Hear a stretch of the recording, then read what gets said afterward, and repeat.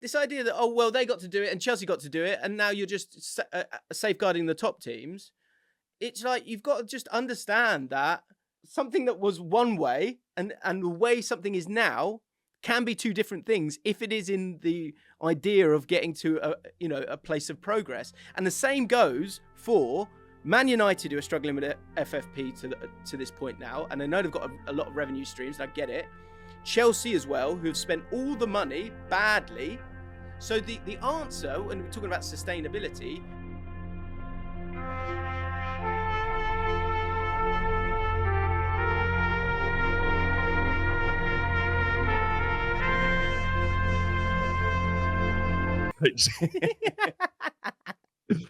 Oh dear. I feel like I'm going to upset a lot of people this week. I'm not intentionally, but there's a lot of sensitive Sallys out there, isn't there? Certainly in the football sphere. But before we get on to all of that, I've got a question for you, Jim.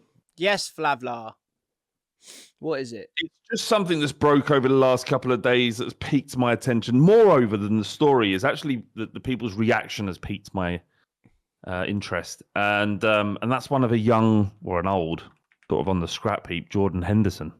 Oh, yeah. He's in the news again, is he?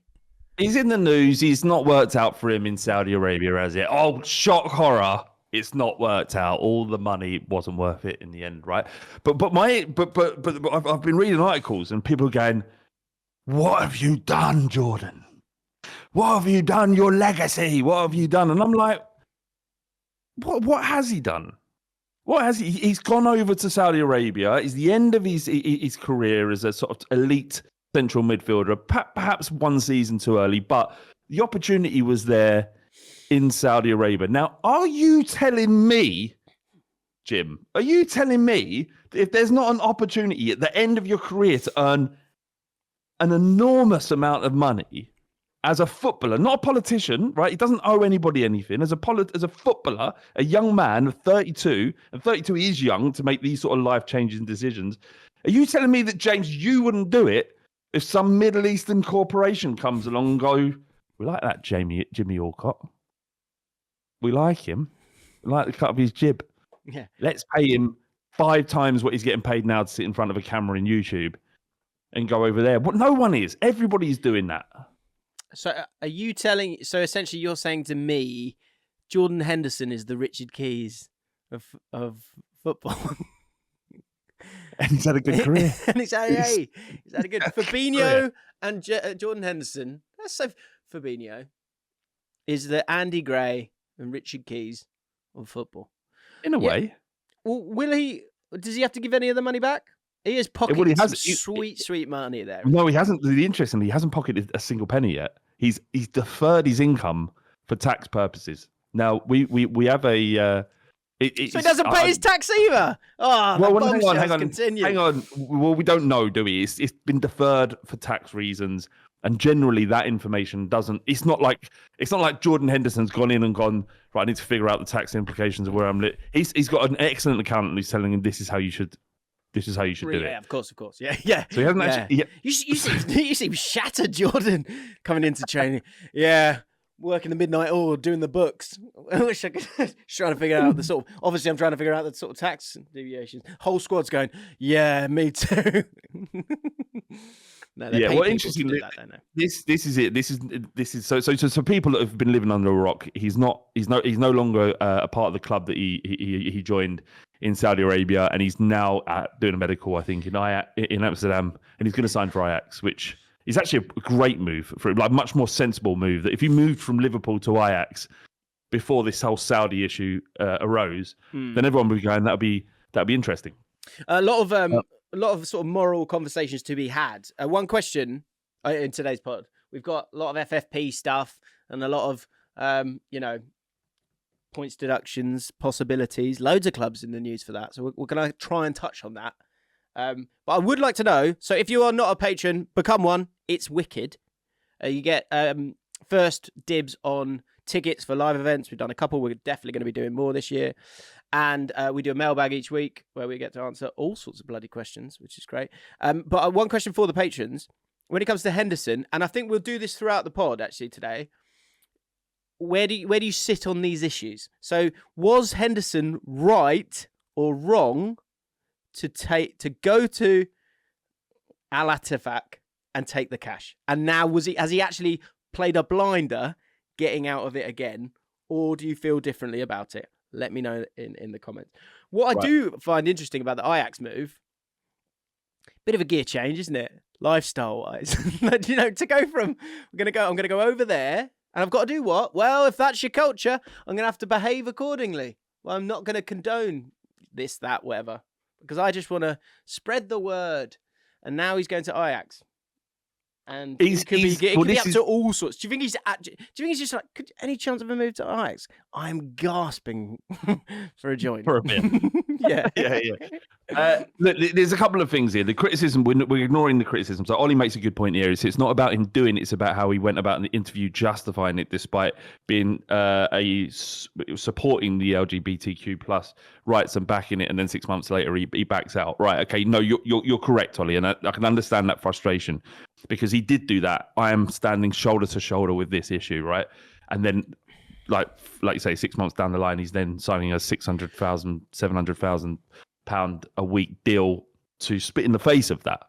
But my issue was back then, and I stand by it, is this is why you don't hold footballers up and put them on a pedestal, because they're blokes that kick a football. They're not politicians. They shouldn't be used as pawns to push a political ideal. They should be allowed to play football and celebrated for their ability on the football pitch.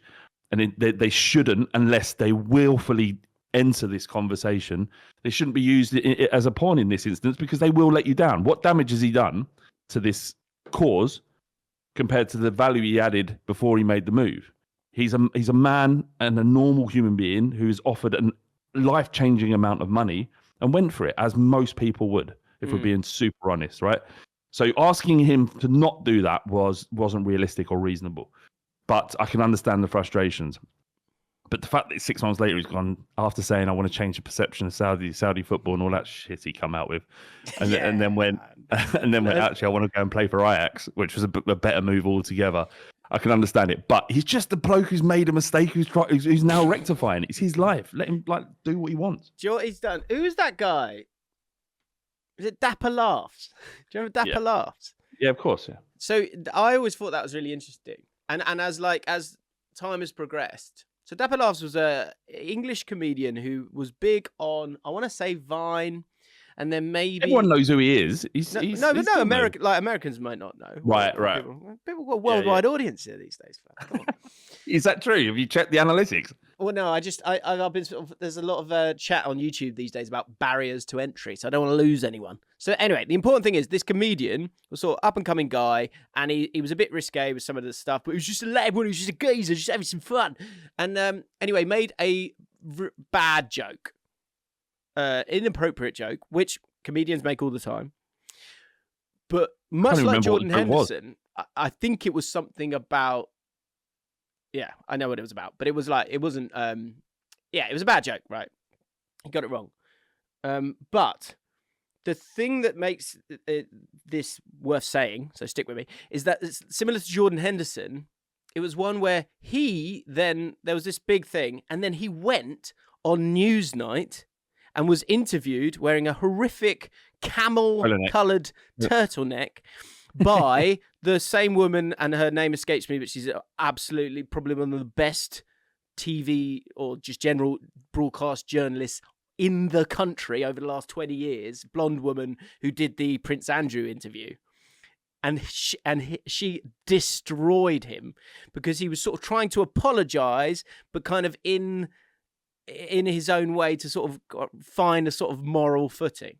Whereas Frankie Boyle will say stuff that is way too far, or people say stuff that's way too far, but because they go, well, it's comedy, it's a joke, they don't apologize for it, and therefore they're kind of safe. And I remember thinking that actually the people that, well, this is who I am and this is how I talk, they're actually a little bit more bulletproof despite having the odd moment. Absolutely. Like this, as opposed to people that are, you don't expect it from. Philip Schofield having, A, being gay, 2, having a relationship with someone who's young but legal. Anyway, right. With Henderson, I'm getting there. With Henderson, the thing that he is screwed up on is, for me, is not the interview before. It's not going, I know what I'm doing here. I understand there are consequences to this. And doing the interview afterwards, it's the Athletic interview. If he goes, like you say, if he goes, I can't turn down this money. This is too much money. You would almost you would go, do you know what? Do you know what, Jordan? I get it. I kind of get it, mate. Like, does anyone turn down that kind of money? No. Right? But it's the interview with the Athletic where you're kind of going, oh, no. I'm trying to spread the word. It's just like, it's bollocks. And everyone's seen right through it. And that's the issue. 100% right, James. That's you're spot on. You're spot on. If he would have just come out and went, are you mad? Look how much money they're giving me. My children's children are going to be secure for their entire life. They can do whatever they want. They don't have to go and work and do a 9 to 5. A 9 to 5, which breaks most people to some degree. Then it breaks an element of happiness in their life. They can do whatever they want and live the most comfortable and relaxing or exciting life they can live. That's why I'm doing this, for them.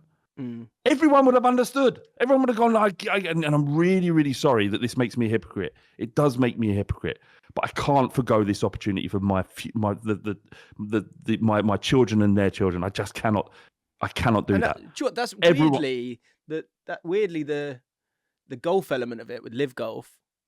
That there was almost a bit more honesty about it, where the golfers just went like, and again, it's not right, but it's currency is a thing.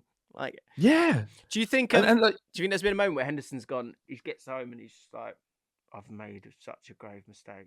Yeah. And then his missus comes in from shopping going, "What are you on about? This is great." He goes, "Hey, can I show you something? It's our bank details. Look how much money we've got." Like obviously, this is the thing. Like Ben, I'm not trying to neither of us are trying to sort of bat down any of these issues, but you have to be realistic with it as well, right? So it's him trying to, and people were talking about Ricky Gervais in the comments. I think that's an interesting one, right? Because I went and saw Ricky Gervais recently, and he was saying, he's always said, my jokes will kind of be on what could be considered the line, and for some he crosses a line, myself included a couple of times during it. But what he does is he ensures that his joke is bulletproof. And he kind of talks about it in his comedy a lot of the time, that you can't, the way that he works with sort of who's the butt of the joke is bulletproof, right? And again, come back to Henderson in that interview was incapable of putting something forward and being bulletproof with it. And that's why he's got the critique that he's got. But in 4 years' time, he probably feel that he's made absolutely the right decision. If you, like Ben makes a point here, it's about integrity. He's lost his integrity. His integrity is like that's up to him about how he deals with that and how he, how that. Would you impacts agree with him. that though? It has taken a hit. Emotionally. It's obviously taken a hit. Yeah, but if it was me, I'd be like, who gives a shit what you think about me? That's how I would think. That it's like, all right, my integrity is only valued in how you see me.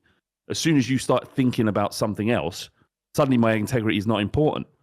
So how do I deal with what you've just told to me? If I'm Henderson, I'm like, well, I don't let that affect me, because the minute you start thinking about Ricky Gervais, or you start thinking about watching The Wire or or going to watch The Godfather or whatever it is that you do, and when you stop thinking about me, my integrity is suddenly not relevant in your life.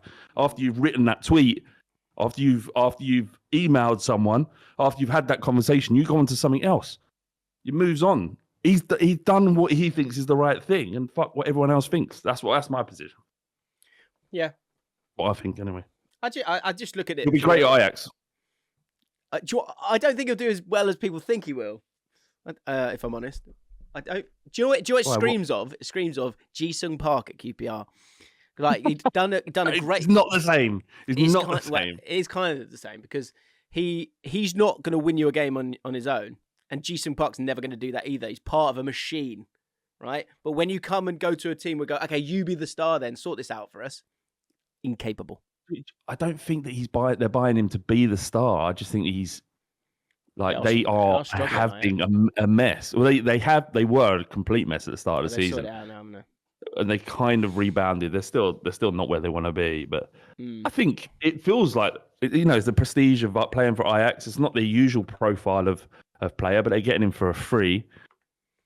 I think he does something for his football. Like if he plays well for Ajax, he does get in the England team. Whereas if he's out there, I know Southgate probably would pick him, but shouldn't pick him. Round 2. Ready for round 2? Everton and Forest points deduction. Put a lot of energy into that first bit. Yeah. Put a lot of energy into that. Mate. Appreciate that. Should we go with the Guardian? Oh, you woke lefties. Yeah. Will you support us? No. Right. Nottingham Forest and Everton could face point deduction after Premier League charges. Clubs charged with breach of profit and sustainability rules. Everton already docked 10 points. This is the second charge. Clubs, and so I guess everyone knows the general gist of this.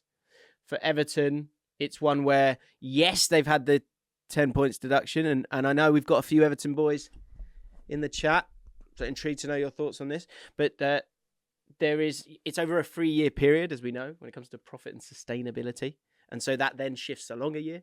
And Everton, they've done it again, haven't they? So we'll. But what? We've done it again. They spent too much again.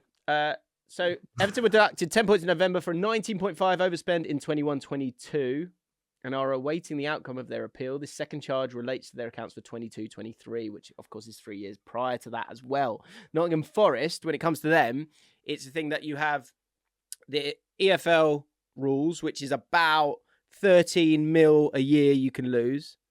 And then in the Prem, I think it's about 30 odd mil, I think you can lose. And obviously Forest are right on the precipice, both in the 2 years going into the Championship, and then basically couldn't lose more than 35 million in all their spending last year, which they should have known before starting this. They did know. Yeah, and so the spending they made is wild, isn't it? If you think about how much they went for and how little they brought in, I think they brought in like 4 mil on players. Well, there was the bone of contention for Forest fans is the Brennan Johnson deal. Yeah. Because if they would have sold to Fulham for £35 million, they would have been fine. Brentford, sorry, my bad. To Brentford, they would have been fine. But he didn't want to go to Brentford. He wanted to go to a top 6 club, in his words.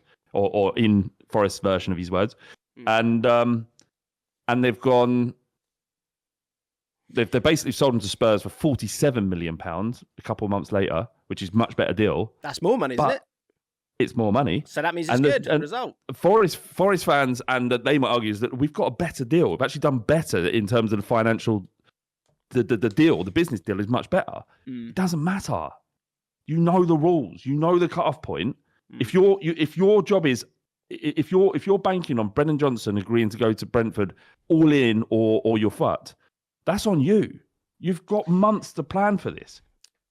So surely they have to take responsibility and go, yeah, hands up, we did this. I'm sorry. Or they fight it. I think I'm okay. So I'm okay with a lot of what's gone on this week, if I'm honest. So I'm happy with the Premier League showing their teeth, and something that doesn't get kind of touched on much is, again, I believe that with this desire for an independent review and Premier League not really wanting that to be the case, it feels quite similar to gambling companies who have gone, oh, let's over police ourselves so that you don't police us. Be that as a overall self-regulation, isn't it? Self-regulation, yeah, and that's okay as long as you're doing the right thing, and that's why, guys, you will see time and again with all gambling adverts these days is actually they're telling you not to gamble, which is interesting. Yeah. But whatever. So the Premier League, in terms of what they're doing right now, I'm okay with it, because you're going, these are the rules, you've broken the rules, we're showing our teeth. I mean, I like that. I really, really like that. Yeah, but the appeal, I think it's the time frames that I think needs figuring out in a few different ways, right? And also, again, something I've said a few times is the way La Liga does it, where you get told what you can spend this summer, the other way around, instead of doing it this way around. Because this way around, if you have an appeal with Forest and they go, well, if we'd sold him for 35 million here, we would have been fine. But we've actually sold him for 47 million a couple of months later. That's, can we not just move these around? And actually the club is in a better position by doing that. I understand there's a line, there's a date. It doesn't work within that. No, but these are but they're predefined rules. They knew the rules. You can't go, well, no, hang on a minute. We want to sell him 2 years later. Everyone subscribes to the rules when they enter the Premier League.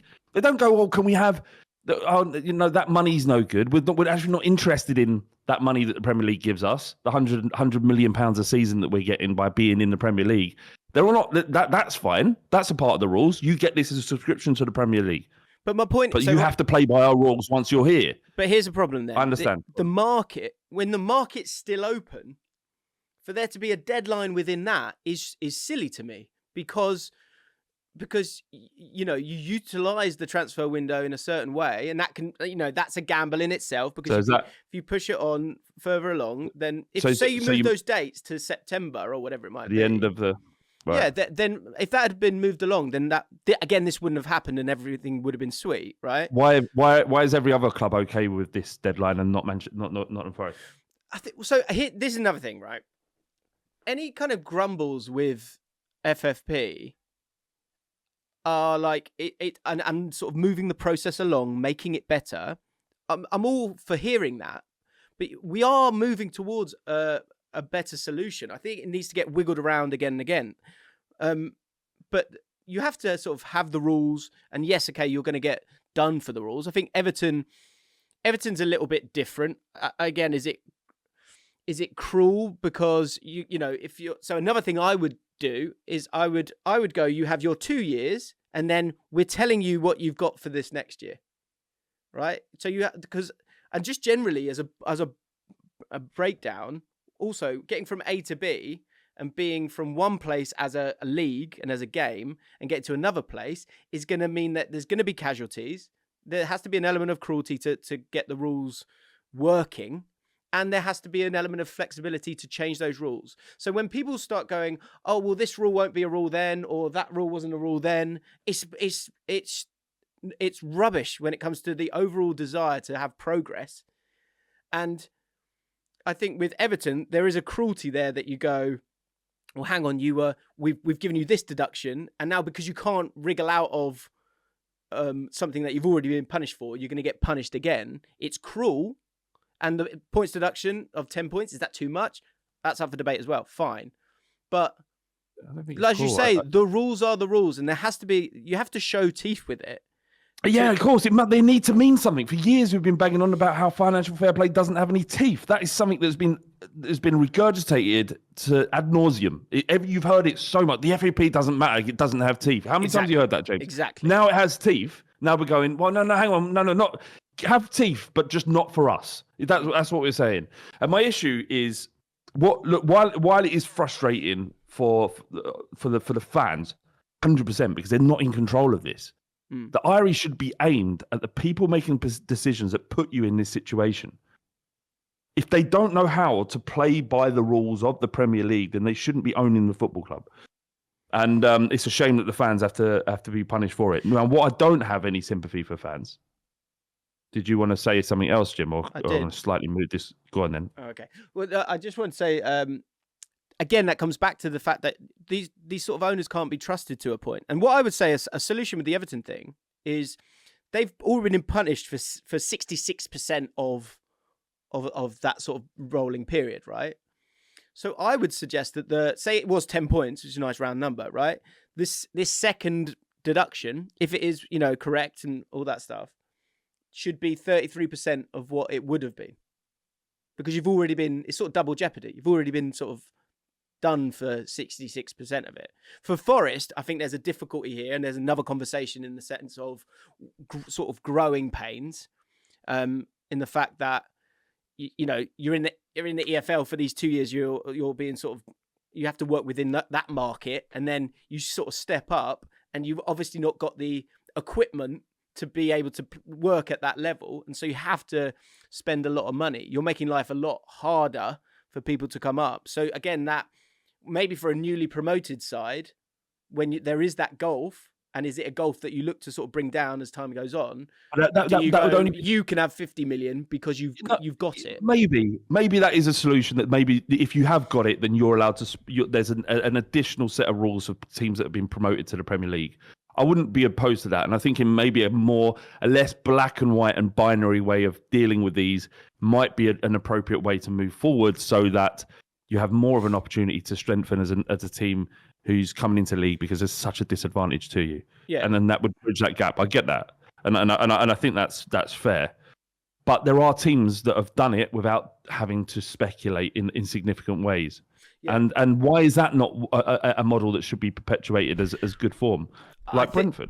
Yeah, I totally agree with that. Did, James, what Nottingham Forest did was mental, bringing in 32 players in one season. Yeah. That isn't a good example of sustainability. Yeah, they should be punished. Not punished if they state by the rules, but they like Wolves or not Wolves, but if Ipswich come up, they look at Nottingham Forest and go, right, that was bad. That was bad way to spend money, and look at what's happened to them now. This is a great example of how to be sustainable. Yeah. And I think there's a similar talking point when it comes to Newcastle, which we can get to. But I think that the overall thing needs to be, we're trying to get over there. We're trying to get to this utopia of fairness. And so say things like, I don't know which one, I think it's smoking, isn't it? They're sort of banning the age of smoking, but it's kind of happening very, very slowly, but the drawbridge is coming up, is it not? Is that right? In terms of like, you can only buy cigarettes at 18, 19, 20, 21, 21. And as time comes on, it'll come back. So I think there might be something with that as well. In terms of you've got the parachutes down, is there the sort of parachutes up? Because what you want to create, you want to keep, and I've said this a fucking million times, you need to squish things together a little bit. So that's why when it comes to Newcastle and people getting frustrated about, well, Man City got to spend money and why can't we spend money? Well, again, zoom out. Understand that, okay, you can say like the amount of money is a certain amount of money that, oh, could we spend a little bit more? And where is the right position to do something like that? But it takes, one, things take time. Two, just because something was a certain way, people used to say racist things and horrible things. Women didn't have equality. Like, people were misogynist.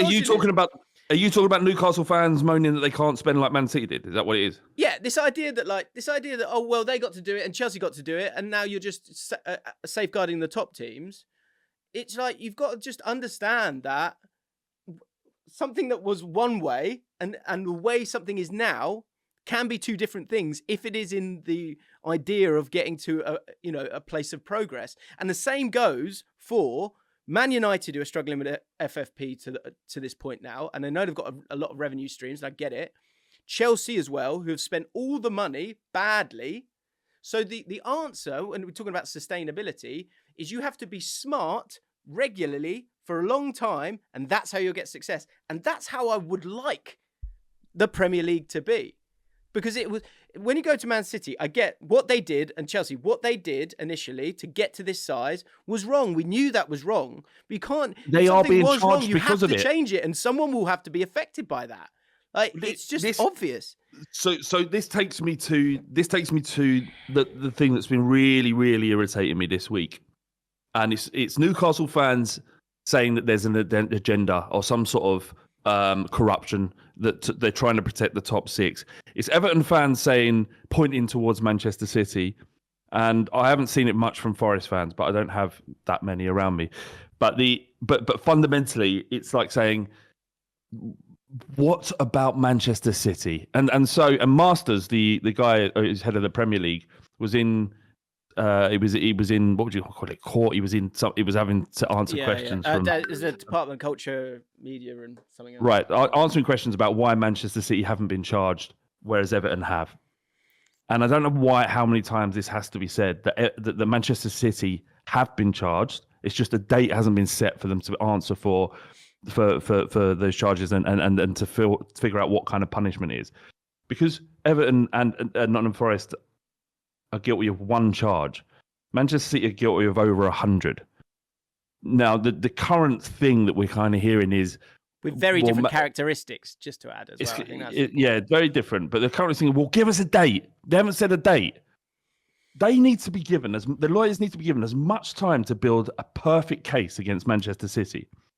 So while you're hankering after a date because your club's been charged, and then it means nothing because the Premier League's lawyers might say, right, well, the date is March 23rd. Something might happen in that process where they need loads more time in order to deal with it. And so and then if they didn't meet that date of March 23rd, all of the fans be going, well, they're inept. They're inept. When in reality is that if they give you a date now and don't meet it, the fallout of that would be significant. What they need to be doing is just left alone to build this case to charge Manchester City. And Everton's case is nothing to do with Manchester City's. It's all to do with whatever's gone on at your football club. So just deal with it, accept it for what it is, or fight it. But don't point fingers at Manchester City because they're being dealt with. There is no relation to the two cases. I don't understand why this, but what about them attitude? Yeah. It's not helpful. Yeah. And Newcastle fans going, I need some Newcastle fans this, because again, there'll be some that kind of get the situation, right? Yeah, the Newcastle fans who are saying, well, why can't we just do what Manchester City's done? These FFP rules exist so that you cannot, and they exist for the health of football. And that's it. I also think, like, you know, how you have spent money, Newcastle. Like, you've bought some players. Okay, you've not got Man City squad. You've not got Liverpool. You've not got the depth of all these other teams. You've only been bought for 2 years or whatever it is. What? Just wait and breathe. They want freedom. They want freedom to just spend all their oil money. That's what they want. Some of these fans want.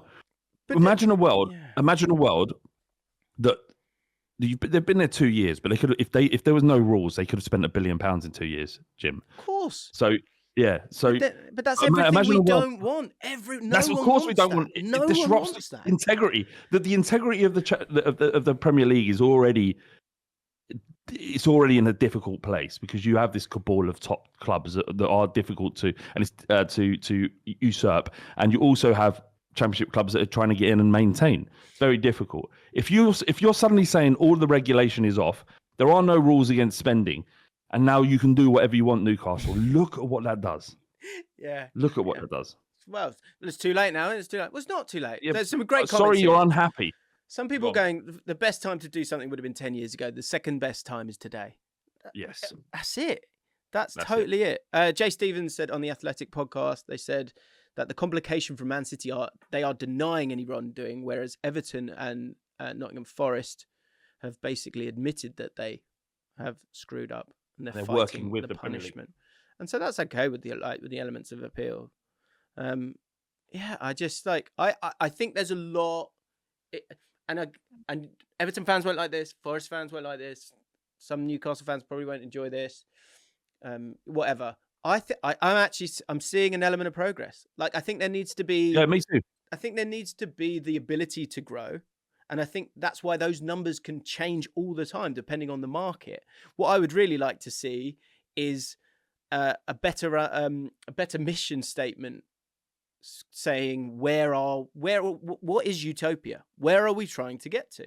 Like, you want money in the Premier League, you want teams to be able to make money as well, but you know, you have to. Like I said, the inability of a Newcastle to just spend even more money is not the place we want to get to, and they are just caught in this moment in time, moment of progress, in my opinion. So what this FFP enables or forces clubs to do is to grow organically, right? What Newcastle need to do is not focus on how much money they can spend on players, but build Newcastle as a brand, build a training facility, build infrastructure around it, invest in the local community, and become something that. And I'm not saying they don't do this already, but if you look at what Manchester City have done outside of all of the alleged cheating, is build a global brand that is going to serve them in the future. And that's what Newcastle need to do. Is you have to increase revenue so you can spend more. But that is fundamental. I said fundamentally about. I've really got this thing about myself saying fundamentally now because people keep bringing it up. But that is where we are. Where building revenue, which means your club is self-sustainable or sustainable based on your income, is the be all and end all and the goal of any football club. And so it should be, because it means that clubs down the line, there will be clubs for you to support. Your club will exist and won't speculate and won't fall down the leagues because of excessive spending. It's excessive speculating. That's the thing that's dangerous, and it's dangerous throughout the leagues. Like, you see that when people kind of go, well, we're going QPR are struggling with that right now with ours, where we will most likely go down because we, within our constraints, went for it. But and you've been dealing for years, Jim.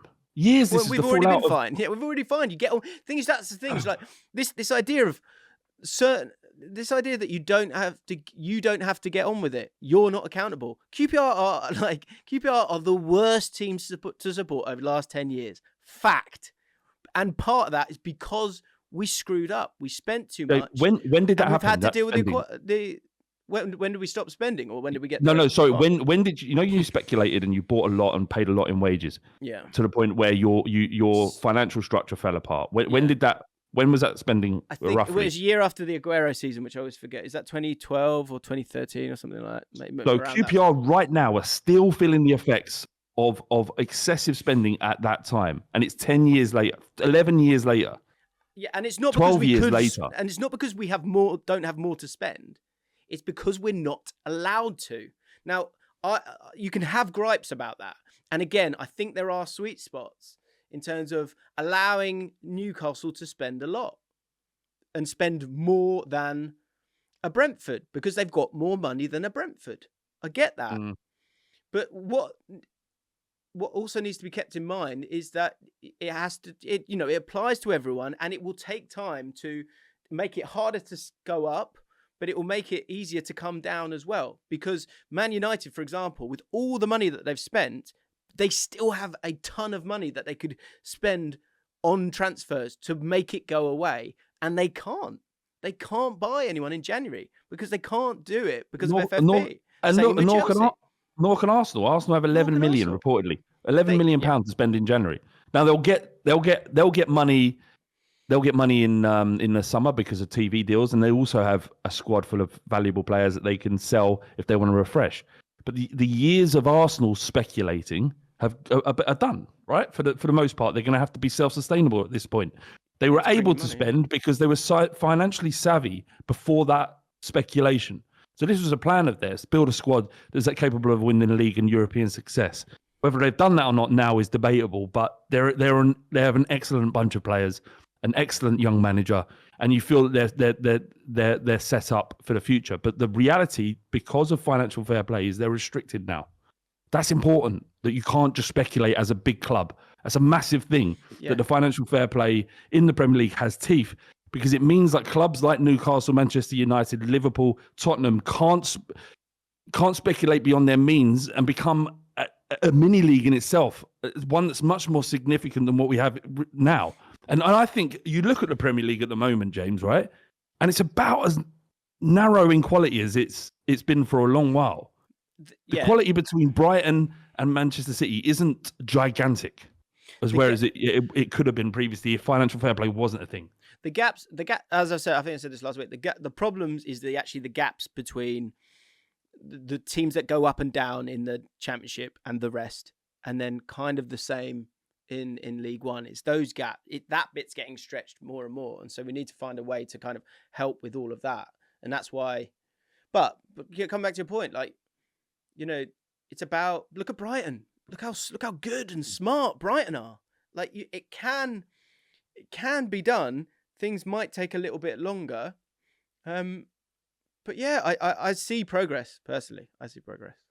But sorry, I would like to say is the Man City thing for how long it's taking and all that stuff, and the Premier League, the sort of feather in this will rile Man City fans, but I'm just talking about the motivations behind, say, the Premier League. The feather in the cap for the Premier League, if they prove Man City to be guilty and severely punish them. Well, what is that punishment, Jim? I mean, sorry, go on, finish your point. Sorry. Is enormous. Yes, and like they say there's no selfless good deed. For the Premier League, Man City are the perfect team to go, no, back down to the bottom. Because it's not Man United, it's not Arsenal, it's not Chelsea. Ideally, if they could pick, that's what it would be fascinating to see if you did it with others. But with Man City, that's the one. I guess the only thing that is actually makes it wildly precarious is, is the people that are, you've got countries owning clubs these days. That's the problem. Yeah.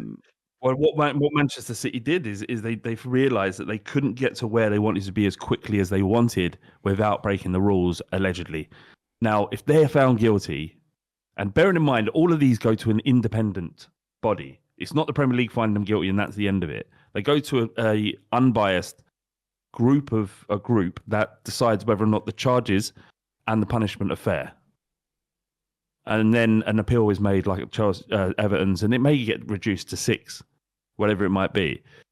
But if that happens, Manchester City I don't think there's any option other than remove them from the league. They have to be removed, and then it's up to the EFL saying, do we want them? Yeah, I think it'll be seismic. I think it will be seismic. I think it's when will it happen, and I think between now and then, the sort of like, well, they must be guilty or not guilty. You're wasting your breath, really. But I think what you want to see, like you were saying, I think it's a really good point. You're going, the Premier League need to be ready because Man City will definitely be ready, right? But it does also need to move forward. It does also need. Yeah, it does, and they've said that it will happen next year, that at some point in next year. But you need to give them room to breathe. And this word corruption, the corrupt Premier League, keeps coming up. And actually. Fucking Klopp's comments the other day were absolutely not helpful either. There are 3 clubs that can do whatever they want in the world of football, Manchester City being one of them, when they're under investigation currently, which means if they get proven guilty, what you're saying, Klopp, is inciting fire when the reality is that the Premier League is charging them. So just don't say anything. Why are you doing this? Like, why are you making a point? Is it about the fact that you want the health of game to be maintained, or is it about you elevating your achievements because Manchester City have everything else? It may not be those things, but in this instance, when you got fans calling the Premier League corrupt when it isn't, when they're dealing with the Manchester City situation where they need room to breathe, this additional pressure from a Premier League manager is not helpful. Yeah, the Premier League isn't corrupt; it is not corrupt. So you call it corrupt, to me, is unhelpful and reductive. Jay Stevens, one of our pages, made some really good comments in there. It's been really interesting to read them. But I just want to say this. So Newcastle could overspend unsustainably, and then the owners could just sell or get sanctioned, and then suddenly they're in a precarious position. I think that's a really good point. What if Saudi Arabians disappear? They don't see the value in owning a Premier League club. Then you're saddled. It's just sort of coping with the spikes of like what we saw with Man City and Chelsea. Like, that was wrong. We all agree that was wrong. So we have to make sure that you can't do that again. How do you deal with the Chelsea situation? Because it's interesting, because Todd Bowley inherited the books, looked at them, gone, oh my God, there's problems here. These aren't right. We need to tell the Premier League. The Premier League have looked at it and gone, okay, fuck, these are wrong. These accounts are wrong. The information's been changed in order to benefit Chelsea. All of this is in a Guardian expose a couple of months ago. It was produced. What did the Premier League do in then? Because the incumbents at Chelsea have said there's a problem with the accounting before we arrived. How are we going to deal with this? It's not our fault. This isn't about their spending since they come in. This is about Abramovich's tenureship, of which Abramovich is lauded by Chelsea fans as like the best ever. Of course, he did nothing wrong, did he? I think. Well, I mean, do you get leniency for kind of for ratting? Like, or coming forward? Well, yeah, to ratting on yourself. Look, I don't know, and the reaction from Everton fans in this instance will be completely legitimate, because they're saying, look, it doesn't matter if it was Todd Bowley who did this or Roman Abramovich. Chelsea directly benefited during this period and should be punished regardless of their owners, shouldn't they? I think. I also think what's the deterrent here? Like, is it a money? You should have known about this when you bought the club. No, I looked at the books. Yeah, your fault. Yeah, and how difficult was it really to see? Yeah. I think. Surely you take accountability when say they were in debt, right? Instead of it being something different, the ownership would have to deal with that debt, right? Yeah, of course. so surely they have to deal with this. I mean, They like did. I They say, should have come done back their to, due diligence. like if there is a like, oh, you go, oh well, let's just say, look, it wasn't us, it was him, but he's gone now because he's disappeared. Like that would be a good route for them to go down. And then, but then when it comes to this sort of something that could work for everyone, but also remain a deterrent, it would be interesting to see if you went to Todd Bowley. You've got two options here. We're gonna take away the titles that you won during this period, or you can go to division. You can go to League Two. Which one would you like to do? I think they would get rid of the titles. Yeah, so they should. Everything they won would be redundant. But it would be a painful thing and a deterrent moving forward for others, I think. So that could be, who knows? I'm obviously utterly speculating here. What would be great if the championship, the EFL said, well, we don't want them. And that's a good point. Thomas Munson didn't get leniency for coming forward, but it was the same ownership. But that's what I think. I think when you take on the club, you take on the situation of a club. That's why you do an audit of a club before you buy it, right? Also, but also haven't the Premier League been working with Everton to try and solve this problem before giving them this fine? Yeah. Like I'm going to regurgitate what Simon Jordan said. Michael Jordan's really interested in finances. He said that the Premier League had been working for Chelsea with Everton for years. Anyway, right, it's not football. We didn't even talk about football really. We've got some good bit. I've got a new bit. We've got 1 week ban. We've got some good clean fun. What would you like? Some good clean fun, just to sort of wash away all of this stuff. Bit of good clean fun. So we spoke about this last week. What's something in football that's just good clean fun? What with this came from it being about just throwing an obligatory wanker sign at the away fans. Fine. No one's getting offended. No one's going on Twitter and saying, "Oh my God, this terrible thing happened to me." Everyone accepts it. It's like a unwritten contract that you're going to be called a wanker when you go into a football ground. Yeah, but if you sort of pick up that person and put them on a till at Sainsbury's and they look through 3 tills to someone down there who's also getting their shopping done, and they look at them and go, "That isn't acceptable. That's not good clean fun. That isn't acceptable. What you got in your basket? Hey, no. Yeah. Jammy Dodgers, fucking Jammy Wankers. So we've got a couple here. Shiv says, shouting "Ole" when passing the ball around while you're winning is nice and clean. Yeah, it's good clean fun. It's just nice and clean. Sludge Puppy, good name. He says, my cousin, you'll love this flap. My cousin, when he was about 13, 14, got pointed out by an away fan who gave him the specky 4 eyes gesture. Yes. Right? Good. Fine. Holding up his hands to his face as glasses. My cousin was with his dad, who just loved to see it and laughed in his face for it. It's just good football banter. Love that. Yeah. So he went, turned to his dad, and his dad's just like that. Yeah, you do have bad eyes. Yeah. Oh, you've got glasses on. You're wearing glasses. You're wearing glasses. You can't see things far away. What about this, Jim? Is that is when a goalkeeper takes a place kick? Oh, shit. Yo, shit, where's the Yo, shit. Some clubs are more religious with that than others.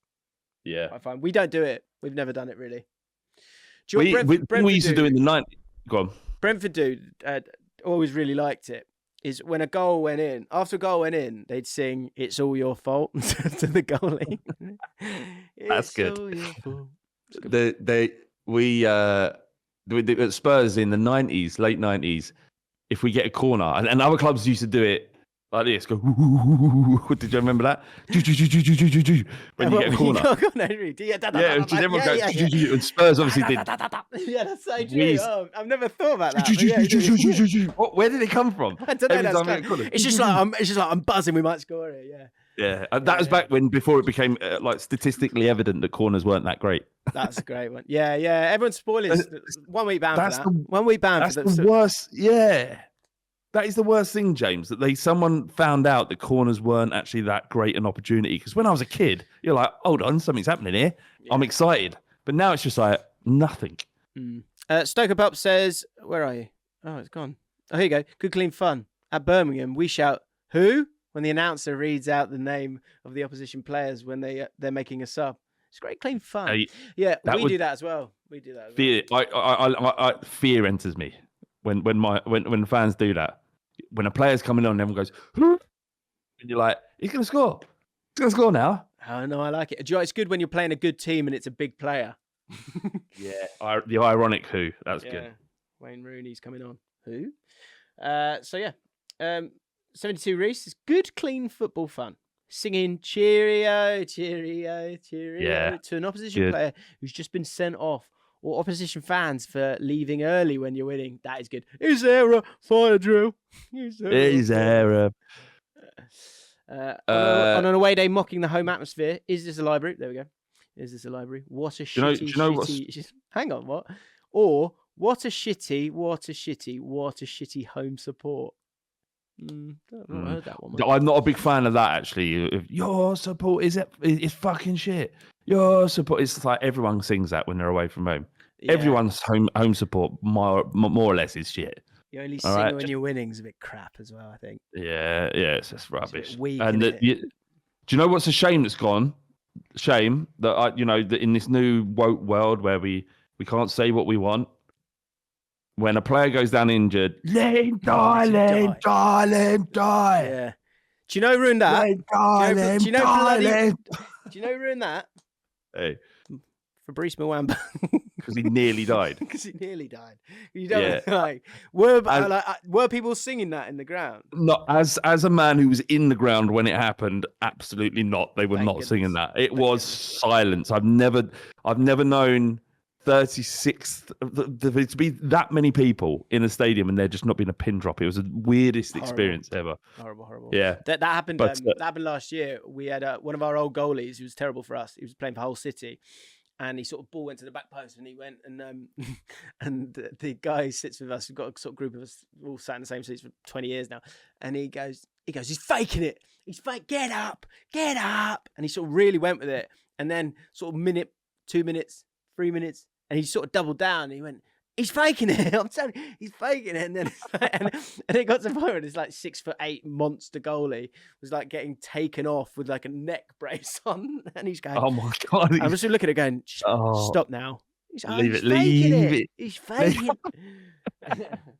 And this is, all right, this is a weird one. Good, clean fun of the football. Newcastle's chant. Right, here we go. N and an E and a W, C, A and a S and a T, L, E and a U. Oh, well, fucking, hang on, let me do it again. N and an E and a W, C, A and an S and a T, L, E, U and an N, I, T, E, D, Newcastle United, FC. So, that's shit. Yeah. Has for years been a chant that's been a source of good, clean fun. The aforementioned ellipsis before the FC elicits a pause of disputed duration. Though it usually lasts for around half a second, its undetermined length predisposes less rhythmically gifted Geordies in the crowd to be unsure of when to unleash their FC. Good. So while the rest of the chant is mostly uniform, the FC is, asynchronous. In time, the crowd has become self-aware of their meagre execution of the FC. Rather than making a concerted effort to amend their disorganization, fans instead decided to worsen it to a comical degree. Now you can expect an FC a half second from the rest of the chant, and another a second later, and occasionally, when an individual is feeling particularly comedically inclined, perhaps 15 seconds later. Always it is ejaculated with gusto.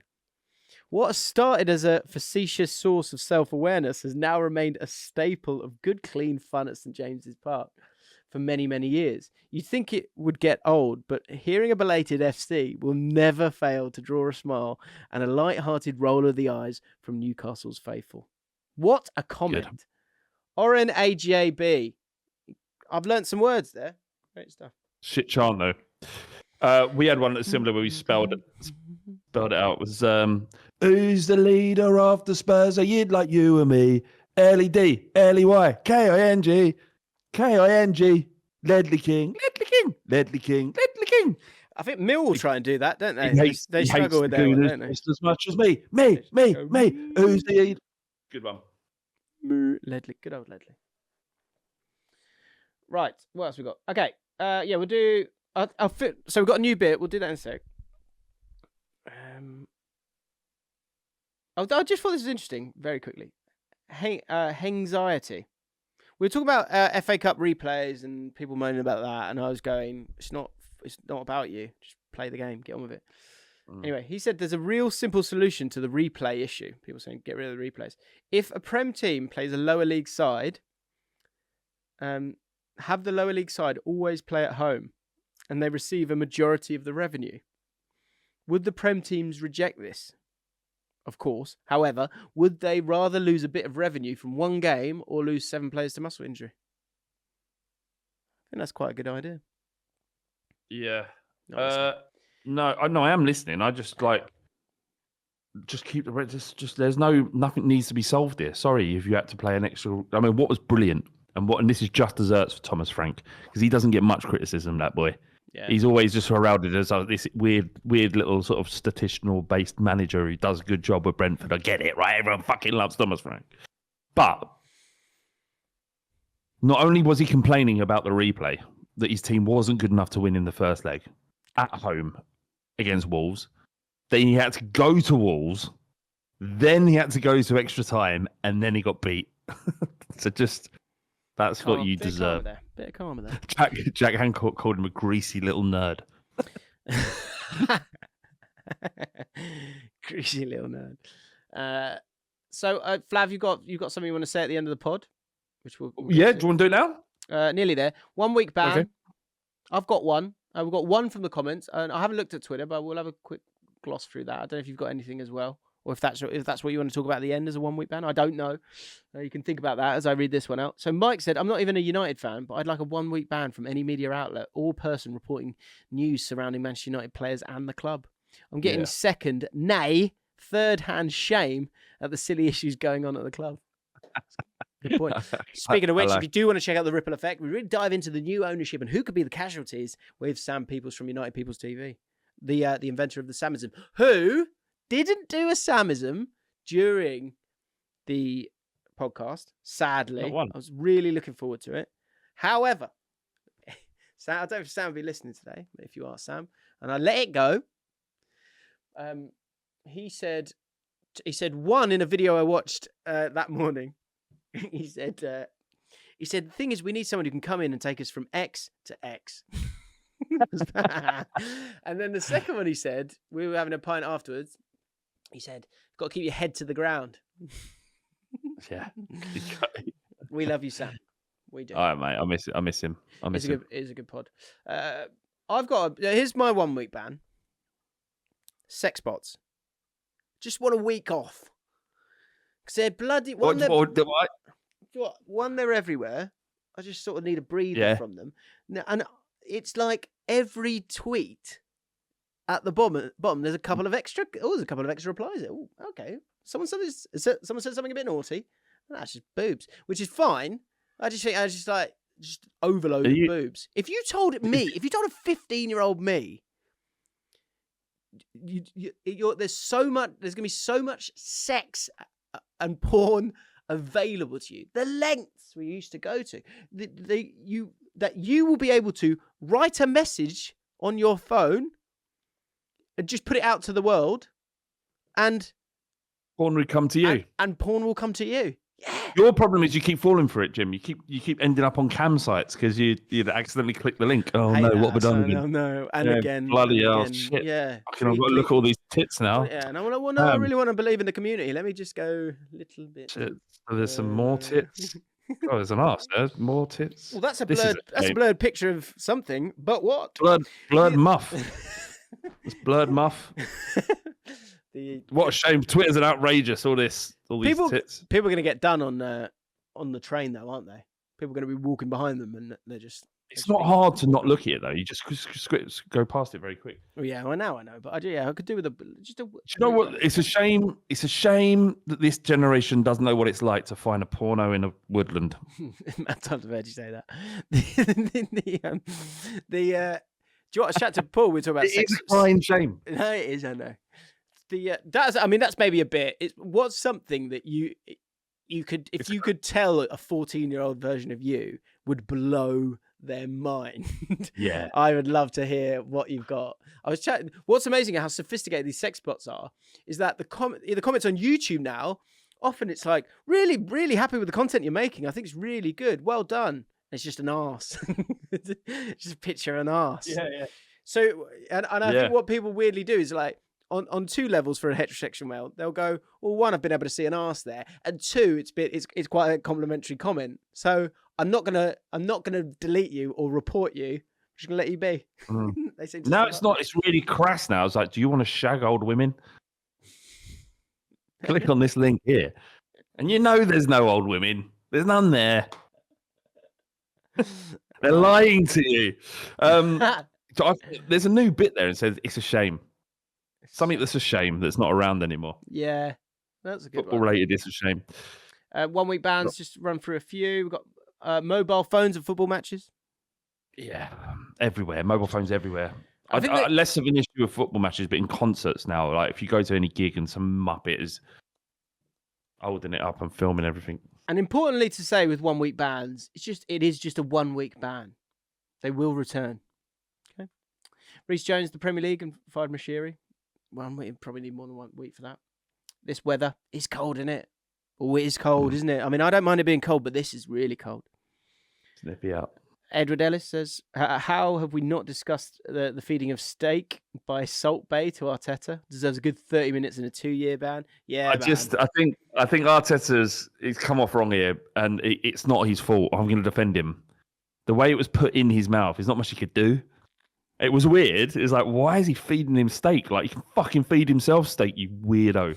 Why are you putting steak in his mouth? So he was in a position like, oh my God, this is happening. I can't embarrass him. It's his restaurant. Oh my God, yeah, it's in. It's like that time. He's a vegetarian, isn't he? We've all been in instances of suddenly there's like a dick in your face and you're like, oh, all right, then better add. We've all been there. Don't want to be rude or anything. All right.